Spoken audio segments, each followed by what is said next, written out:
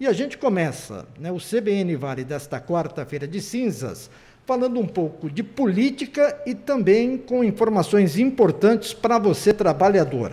Nós já temos contato via Skype, participando conosco aqui do CBN Vale primeira edição, do Antônio Neto. O Antônio Neto, ele é presidente do PDT aqui na cidade de São Paulo, no estado de São Paulo, e ele vai falar a respeito, né, da candidatura do Ciro Gomes, o lançamento de um provável lançamento, né, de um candidato do partido ao governo do estado de São Paulo. Mas o Antônio Neto também é presidente da Central dos Sindicatos Brasileiros. E com relação aos sindicatos, esse trabalho que sempre foi feito ao longo da história na tentativa, né, de proteger os direitos do trabalhador, inclusive conquistando, né, novos direitos para o trabalhador brasileiro, essa questão da reforma trabalhista que veio, né, dos últimos anos para cá, é uma questão que também provocou muita polêmica e a gente vai debater este assunto aqui no CBN Vale primeira edição. Bom, deixa eu primeiro pegar o bom dia do Antônio Neto, que está conosco. Bom dia, Antônio Neto, obrigado pela atenção aqui com a reportagem da CBN. Bom dia, Fernando Carlos, bom dia, Marcelo Rocha, bom dia, ouvintes da CBN do Vale. É um prazer estar com vocês aqui. O prazer é todo nosso nessa quarta-feira de cinzas, né? A gente sabe que na política não tem dia, todo dia é dia de trabalho. E agora, nesse ano eleitoral ainda, para vocês do PDT, realmente 24 horas por dia de trabalho, não, presidente? Com certeza, temos que trabalhar bastante, sabe como é que é? Temos uma candidatura que se apresenta alternativamente à polarização que existe, que é Ciro Gomes, então temos que trabalhar muito para esclarecer toda a população do porquê nem aquele, nem este, sim, Ciro Gomes para presidente da República. Bom, a gente sabe, as pesquisas mostram Lula, né, em primeiro lugar, o Bolsonaro em segundo. Algumas pesquisas indicam que talvez nem haja um segundo turno, mas ainda tem muito tempo até as eleições. E fica faltando essa terceira via, né, que nenhum dos candidatos que até agora se apresentaram, o próprio Sérgio Moro, aliás, o próprio Ciro Gomes, o Sérgio Moro, o João Dória, não conseguem subir nas pesquisas. Antônio Neto, você como presidente do PDT, você acha que dá para reverter esse quadro e colocar de forma definitiva o Ciro Gomes com possibilidade de um segundo turno para enfrentar ou Lula ou Bolsonaro, ou seja, quem for pela frente, Antônio Neto? Com certeza, nós temos a expectativa, até as histórias das pesquisas ao longo de todo o processo eleitoral sempre mostraram isso. Se você vou pegar o próprio exemplo de Bolsonaro, há 4 anos atrás, esta data, onde estava Bolsonaro nas pesquisas eleitorais? Ele não existia. Então não existe essa história do já ganhou, não existe essa história de estar na frente, porque pesquisa é isso mesmo, é o momento. Se a eleição fosse hoje, em quem você votaria? Aí apresenta os vossos nomes. Agora, lá mesmo em 94, Fernando Henrique perdia para Lula. Lula já estava eleito em 94 e depois Fernando Henrique ganha no primeiro turno. Quer dizer, o que precisa é debater. E o que nós queremos, apresentando aqui para toda a população, é um projeto para o Brasil. Queremos discutir um projeto, que nós já sabemos que a governança e o modelo macroeconômico mantido de Lula até Bolsonaro, e a governança também, esse acordo com o Centrão, esse toma lá da cá, essa corrupção indiscriminada de mensalão, petrolão, todas essas coisas, levaram a Bolsonaro e agora, quer dizer, para tirar Lula, bota Bolsonaro, agora para tirar Bolsonaro, bota Lula. Não, agora é hora de discutir um projeto, o que nós queremos para o nosso país. E é isso que o PDT, através do Projeto Nacional de Desenvolvimento, do nosso pré-candidato Ciro Gomes, nós estamos apresentando um projeto para discutir por que nós queremos acabar com esse triplé macroeconômico que vem felicitando o Brasil e só o rentismo, ou seja, só o setor bancário que ganha ao longo de todo esse tempo. Por que essa gestão, essa governança de presidencialismo de coalizão, que só corrompendo os deputados, comprando votos, é que você consegue governar? Não é assim. É possível governar diferente, é possível acabar com esse tripé para que a gente possa devolver ao Brasil a capacidade de investir, a capacidade de crescer, de gerar empregos e, acima de tudo, se desenvolver com muita, eu diria, dignidade para o povo brasileiro.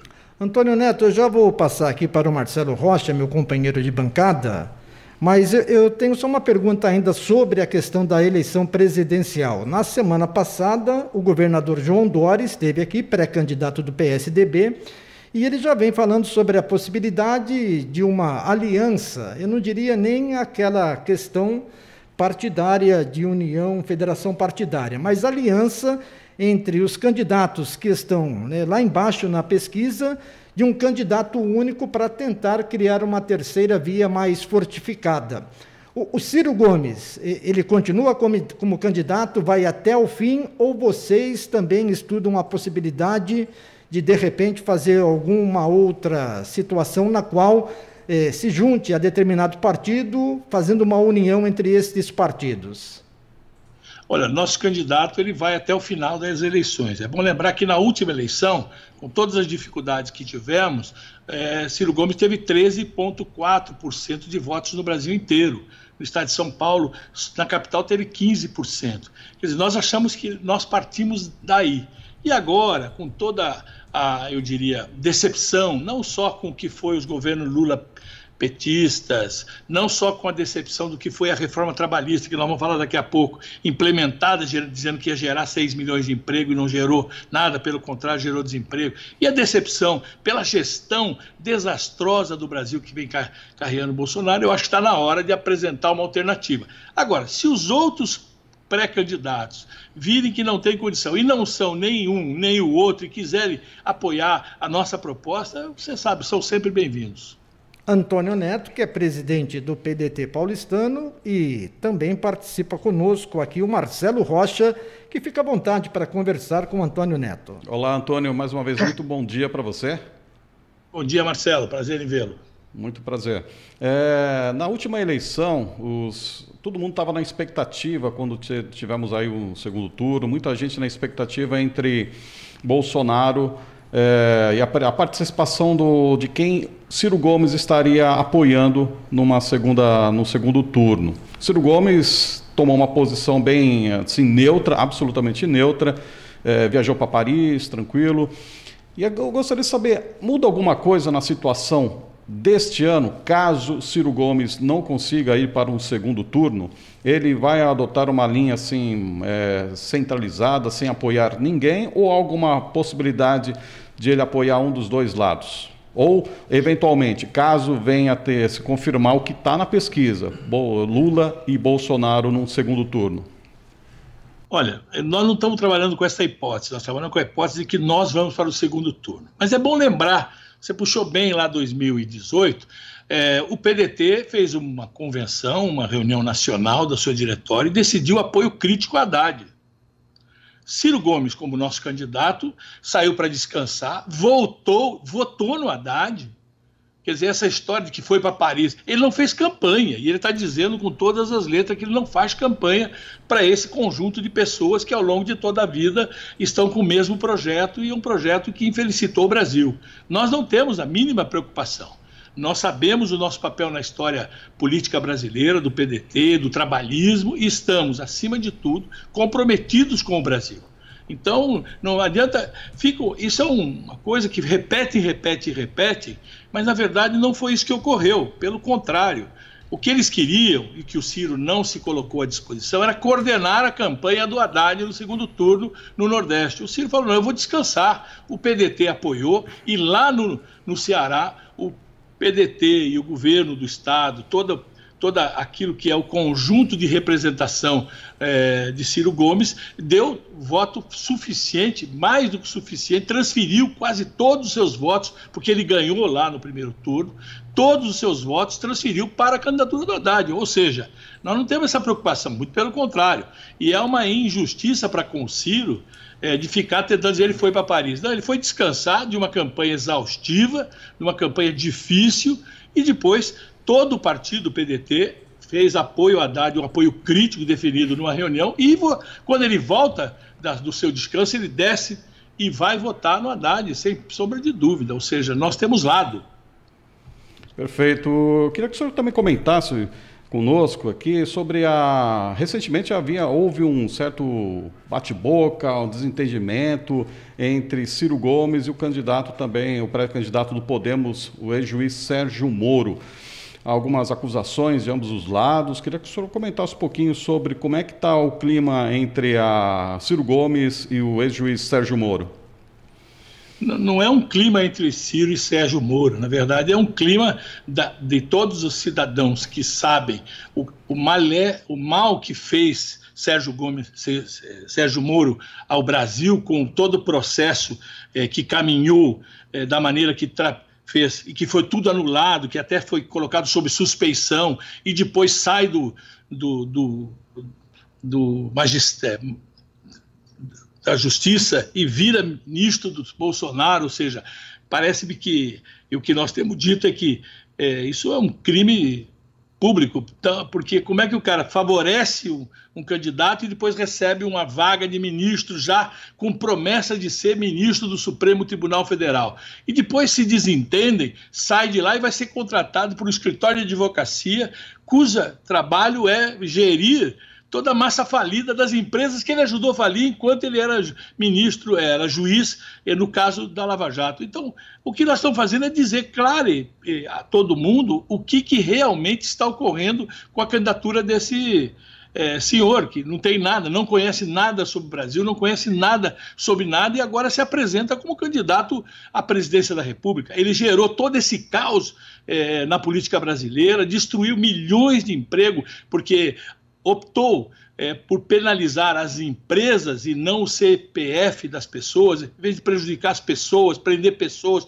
punir pessoas, prejudicou empresas que tinham. Você sabe, em qualquer país do mundo, você tem essa questão da corrupção. Quem é que são presos? Não, são presos os dirigentes, as pessoas físicas, e não a empresa, para não macular a empresa, não perder, não destruir, como destruiu as empresas do Brasil. É isso que nós temos discutido, é isso que nós temos denunciado, para ficar bem claro, aqui vem essa figura.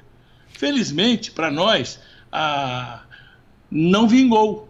Ou seja, já está sendo descartado, porque quando abre a boca não tem o que dizer, fala generalidades, fala coisas sem nexo, então não tem preparo algum para sequer gerir uma bodega qualquer na esquina do Brasil. Perfeito. Agora, indo agora para o âmbito estadual, o PDT deve anunciar em breve o nome para uma possível candidatura ao governo do estado de São Paulo. Isso já está definido, data, local e nomes já, Neto? Olha, nós temos conversado bastante, o partido tem procurado achar uma possibilidade e apresentou-se aí diversas conversas para que a gente possa, em breve, eu creio que na próxima semana, a gente deve estar discutindo já a apresentação de um possível nome para a disputa do estado de São Paulo. O que nós sabemos é que, primeiro, para você montar uma coisa no estado de São Paulo, você sabe, São Paulo é quase 2/3 da votação do Brasil, é 28%, é quase 1/3, desculpe. E você precisa ter um palanque para Ciro Gomes muito consistente. E qualquer conveniência que possamos organizar aqui, seja coligação, seja aliança, vai passar pelo Projeto Nacional de Desenvolvimento, vai passar pela necessidade de abrigar Ciro Gomes como candidato a presidente da República. Por isso que é um pouco mais complicado. Mas nós estamos discutindo com pessoas de outros partidos, do nosso partido, para que a gente possa ter em breve, eu creio que agora que abriram, você sabe, a partir de ontem abriu-se a tal da possibilidade da mudança, né? De pessoas saírem de um partido e entrar para outro para disputar as eleições, a partir de agora que começam efetivamente as discussões mais profundas para se definir o candidato ao governo do estado, aos deputados federais, senadores, deputados estaduais, para montar uma boa chapa em São Paulo para ajudar Ciro Gomes nessa tarefa de ir para o segundo turno nas eleições agora de 2022. E nós estaremos acompanhando de perto essa movimentação do PDT, o anúncio do candidato do partido ao governo do estado de São Paulo. Antônio Neto, saindo um pouco da política e falando sobre trabalho, apesar que o trabalho nesse país também está ligado de uma certa forma com a política, porque recentemente muitos dos nossos políticos estiveram lá trabalhando na questão da reforma trabalhista. Você, como presidente do Sindicato Brasileiro, Central dos Sindicatos Brasileiros, como é que vê essa situação de momento do trabalhador brasileiro agora já entrando no terceiro mês de 2022? Olha, aquilo que nós denunciávamos lá em 2017, que essa reforma, que nós chamávamos até de deforma trabalhista, iria gerar o que gerou. Pelo contrário, eles anunciavam 2 milhões de empregos imediatos, 6 milhões de empregos em 10 anos. O que nós vimos foi efetivamente o aumento do desemprego, a precarização do trabalho, a informalização do trabalho e, acima de tudo, a perda de poder aquisitivo dos trabalhadores, que é o que nós estamos vendo hoje. Nós estamos aí com quase 13 milhões de desempregados, 6 milhões de desalentados, 50 milhões na informalidade. Quer dizer, isso não é o país que nós queremos. Então, até aonde foi baseada a reforma trabalhista lá de 2017, que foi a Espanha, ela revogou toda essa questão agora neste mês que passou, porque ela concluiu, depois de muitos anos, que a reforma que foi feita, pelo contrário, ao invés de ajudar, precarizou e informalizou todo o trabalho e gerou muita dificuldade no poder de compra da classe trabalhadora. E você sabe, os países capitalistas vivem do consumo de massa. O capitalismo precisa que você tenha poder de compra, poder aquisitivo, salários bons, que é o que não está acontecendo, não estava acontecendo na Espanha, não está acontecendo nos Estados Unidos, não acontece no Brasil. Então precisa revogar, rever a reforma trabalhista. E não é só a reforma trabalhista, não, você tem várias coisas que são bastante preocupantes. A própria lei da terceirização, que permitiu a terceirização indiscriminada, até dentro do funcionalismo público. Ou seja, várias coisas foram cometidas. Para vocês terem uma ideia, acordo individual no banco de horas passou a ter uma relação capital-trabalho direto empregado e empregador. Que poder de negociação tem um empregado num país que você está com esse nível de desemprego que nós estamos, para que ele possa se colocar frente ao patrão? Pelo contrário, é presa fácil. Então é por isso que nós estamos num processo, junto, inclusive, com a Associação Brasileira dos Advogados Trabalhistas, puxando aí uma campanha nacional para rediscutir e dizer: revogue a reforma trabalhista já, para que a gente possa já começar a pautar os candidatos a presidente da República, inclusive o nosso candidato, que tem uma proposta para discutir em cima das reformas necessárias para o Brasil, porque o que nós queremos é que as melhores práticas internacionais sejam aplicadas no Brasil. O Brasil é signatário de centenas de convenções internacionais da OIT e não aplica no Brasil. Você pega a Convenção 151, para dar um exemplo, que regula a relação capital e trabalho entre o ente público e os funcionários públicos. No Brasil, ela existe, o Brasil é signatário desde 2002 e não é aplicada. Nós temos sindicatos, como agora em São Vicente, os companheiros estão fazendo uma paralisação para ter negociação com o próprio prefeito. Ou seja, é chegado o momento de rever todos os erros que foram passados, seja na questão do rentismo, na questão da reforma trabalhista, mesmo da reforma da Previdência, porque daqui a pouco eles vão dizer que, olha, tem que reformar a Previdência de novo, porque como você não tem formalização, você não tem recurso para a Previdência. Então é por isso que nós acreditamos a necessidade de rediscutir o que foi essa reforma, ou melhor, essa deforma trabalhista de 2017. E essa questão de modificar mais uma vez a legislação trabalhista é importante demais, porque eu confesso também a você que eu vejo com muita preocupação algumas mudanças que ocorreram aí nos últimos anos.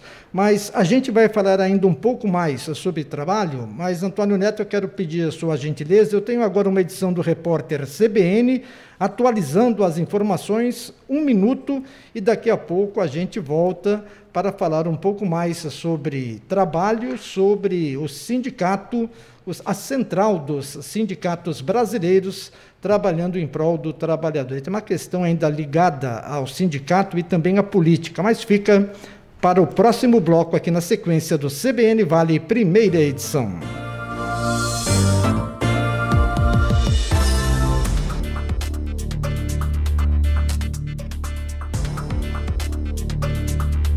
CBN Vale, primeira edição.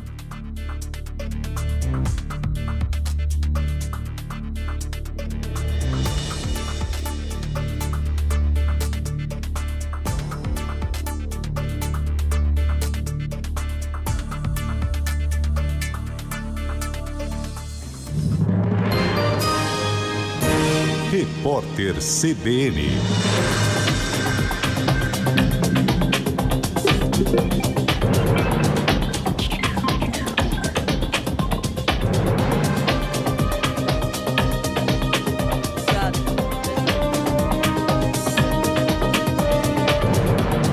Segunda-feira, 2 de março de 2022.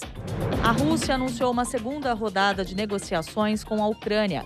Segundo a agência de notícias TASS, um assessor do presidente Volodymyr Zelensky confirmou a informação.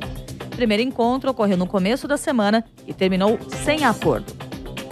A China não vai se juntar aos Estados Unidos e à União Europeia nas sanções econômicas contra Moscou. O órgão regulador do sistema bancário chinês informou que desaprova as medidas porque não possuem base legal e nem terão efeitos positivos. Pequim é um grande comprador de petróleo e gás da Rússia. O presidente dos Estados Unidos, Joe Biden, chamou Vladimir Putin de ditador e disse que o líder russo está isolado como jamais esteve. A declaração foi dada no primeiro discurso do Estado da União. Na cerimônia anual, o chefe do executivo americano apresenta projetos ao Congresso. Biden também anunciou o fechamento do espaço aéreo dos Estados Unidos para voos russos e reiterou que as forças americanas não lutarão na Ucrânia. Ele disse, no entanto, que Washington vai ajudar o governo de Kiev no que for preciso. 6 homens num carro com placa de São Paulo furaram um bloqueio na zona oeste do Rio de Janeiro. Houve intenso tiroteio no fim da madrugada de hoje. A perseguição provocou um acidente com 3 carros e uma motocicleta. O grupo foi preso e o veículo usado ficou com várias perfurações. A média de casos de coronavírus no Brasil ficou em 65 mil no período de uma semana. O número indica a queda de 46% na comparação com o resultado de 14 dias atrás. Em 24 horas, as secretarias estaduais de saúde confirmaram mais 23 mil diagnósticos. Desde o começo da pandemia no país há 2 anos, o total de brasileiros que contraíram a doença passa de 28 milhões e 800 mil. Os dados foram reunidos e divulgados pelo consórcio de veículos de imprensa. No horário de Brasília, 9h32. Repórter CBN. As principais notícias do dia a cada meia hora.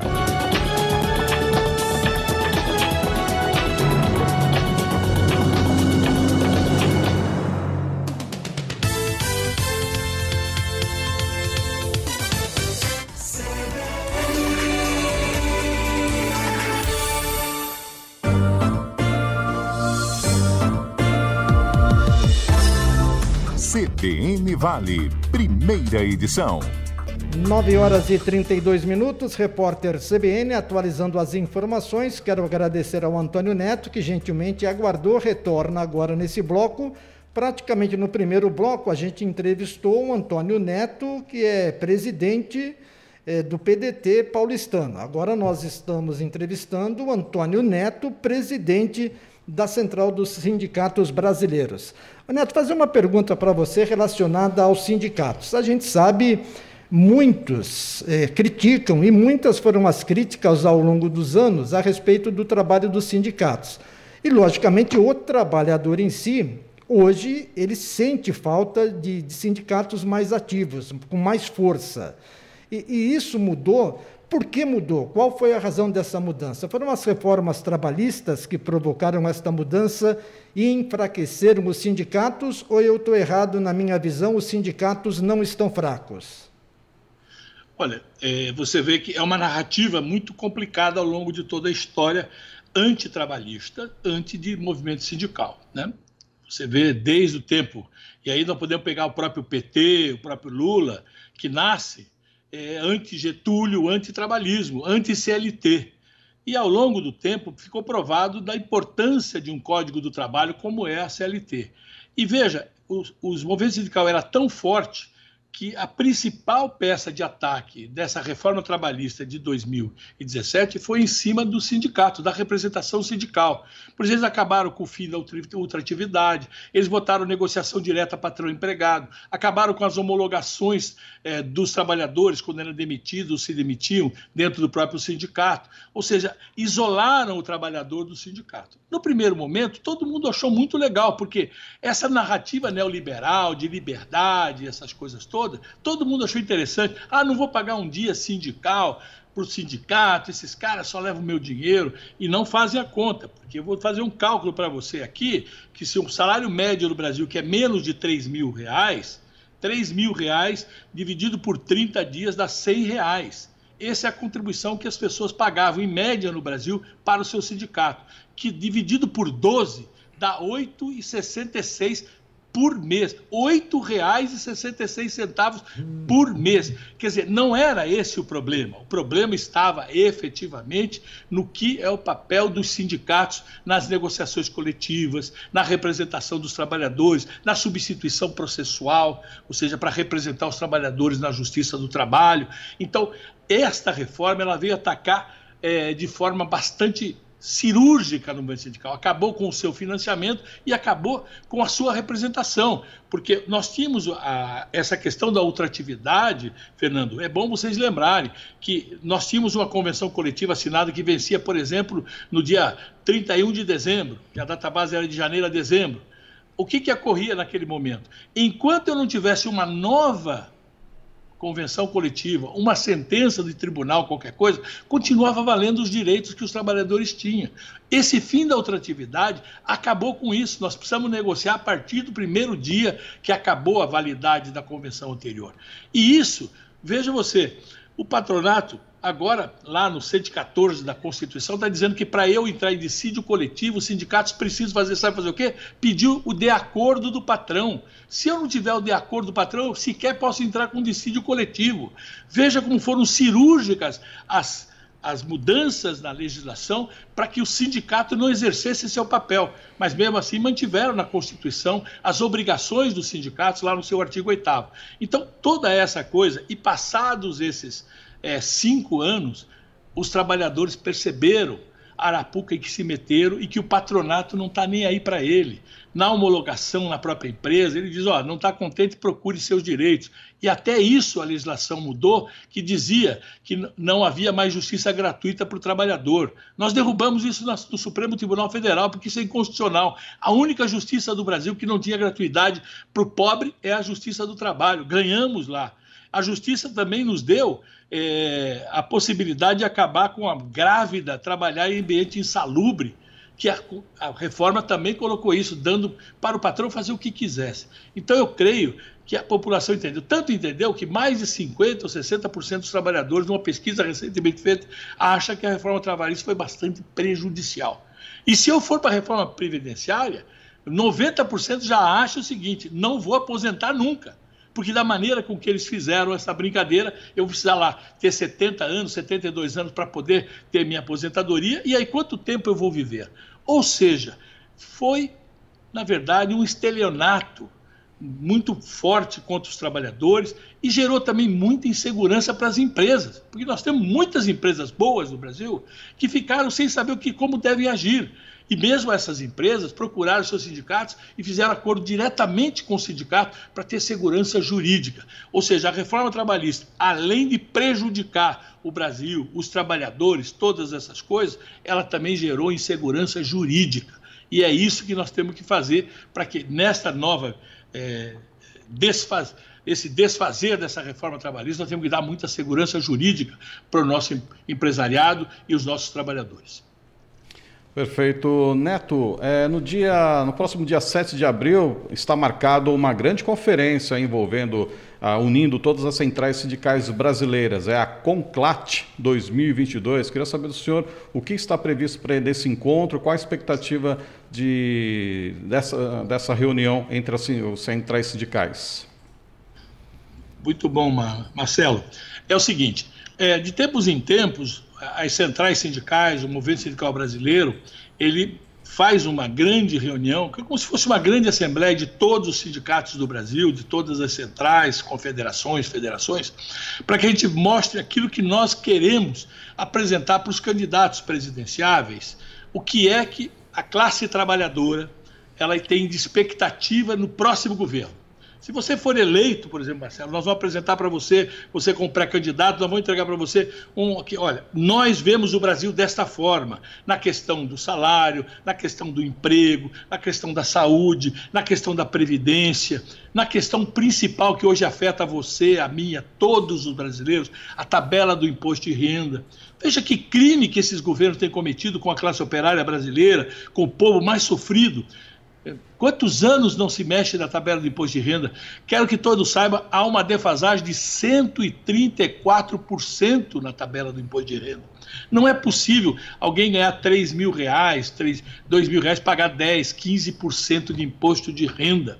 E aí você dá um aumento de salário, ele muda de faixa, ele perde mais ainda, porque não se mexe na tabela do imposto de renda. Essas serão as grandes lutas. E essa CONCLAT, que é a Conferência da Classe Trabalhadora, é uma conferência para nós debatermos o momento difícil que o Brasil está passando, o momento complicado da desindustrialização, do negacionismo total na saúde que nós vemos, da importância do funcionalismo público apontado, especialmente no setor de saúde, no setor de higiene, conservação e limpeza, no setor da segurança pública, que todos foram são à frente de enfrentamento à Covid. Veja agora mesmo, quando você vê esse crime que aconteceu lá em Petrópolis, porque para nós é crime aquilo, porque é falta de cuidado, falta de investimento, de prevenção nas coisas, todas essas mortes. Quem é que estava lá no fronte enfrentando? Eram funcionários públicos, eram policiais, bombeiros, policiais militares, que estavam lá ajudando a salvar vidas. É isto que a população precisa compreender do papel do Estado, da importância do Estado, do funcionalismo público. Então, são essas as discussões, Marcelo, que nós vamos fazer e apontar a necessidade de voltar a ter uma política de recuperação do salário mínimo. Nós estamos com o salário mínimo mais baixo dos últimos 15 anos e nós vivemos num país capitalista. Se não tiver poder de compra, não adianta, você não tem dinheiro para comprar. E você veja, estamos enfrentando uma inflação. Essa inflação já passou de 2 dígitos. 2 dígitos na média nacional. Mas quando você olha, é 25%, 30% nos produtos quando você vai comprar na feira, no supermercado. Este é o papel que as centrais sindicais estão se dando de documentar isso e apresentar para o país e para os presidenciáveis uma proposta para o Brasil sob a visão do trabalho, para que nós possamos efetivamente ajudar e contribuindo para o seu projeto de governo, essas coisas todas, para que nós tenhamos uma possibilidade de mudança. Perfeito. E, além de tudo, orientar os trabalhadores de votar corretamente, né? Porque nós sabemos que na eleição passada o fígado e o coração, ou seja, o amor e o ódio, votaram ao invés de votar com a consciência, com a tranquilidade. Bom, muito bom. Inclusive, eu quero justamente agradecer ao Antônio Neto, porque foi uma verdadeira aula sobre essa questão trabalhista, né? Os interesses do trabalhador sempre em primeiro lugar. E eu quero agradecer, viu, Antônio Neto, pelas explicações, essa entrevista aqui no CBN Vale Primeira Edição, falando, né, dos sindicatos do nosso trabalhador, e também falando sobre política, e aguardamos aí uma definição do PDT em relação ao governo do Estado. Obrigado pela atenção com a CBN, grande abraço e uma ótima sequência de semana, Neto. Obrigado, Marcelo, obrigado, Fernando, foi um prazer muito grande estar com vocês, estou sempre às ordens, é um prazer falar com vocês aí para todos os nossos amigos do Vale do Paraíba. Grande abraço, obrigado mesmo ao Antônio Neto, presidente da Central dos Sindicatos Brasileiros e presidente do PDT paulistano, participando conosco aqui do CBN Vale Primeira